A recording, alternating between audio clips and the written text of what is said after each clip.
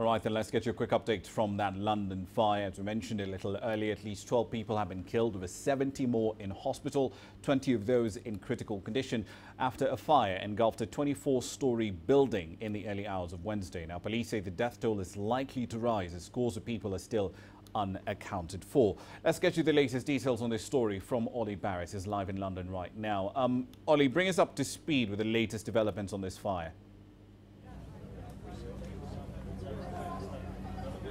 That's right. Police certainly do believe that death toll, unfortunately, certainly will rise further because of the people that are still unaccounted for, and because they are also getting the sense from the fire service here that they are not expecting to find any further survivors in the building behind me.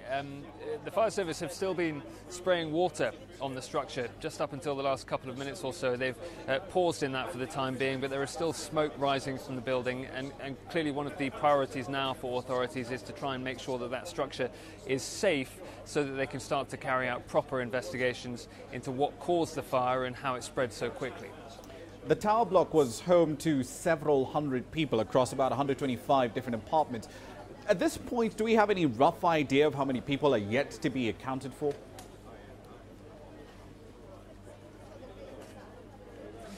We worry that it could be in the dozens. We think that a couple of hundred or so people would have been sleeping in the building when it caught fire. Certainly 60-odd people were saved by firefighters.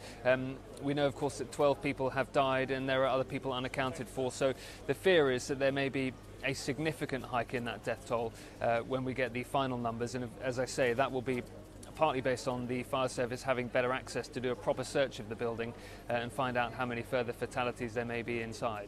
Indeed, given how quickly this fire did spread, I mean, this does raise lots of questions about fire safety at other high-rise apartment blocks as well, doesn't it?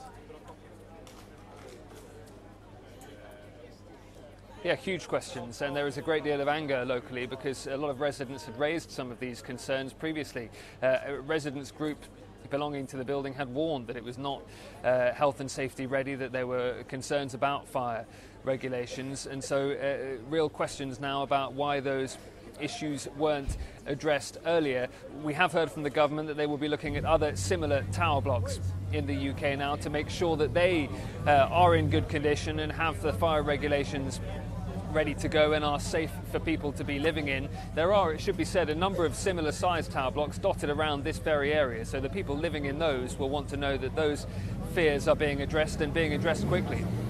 Indeed. One last question for you, Ollie. This particular tower was about 43 years old, and it recently underwent an $11 million refurbishment. Did any of that, as far as we know, cover enhancements to fire safety?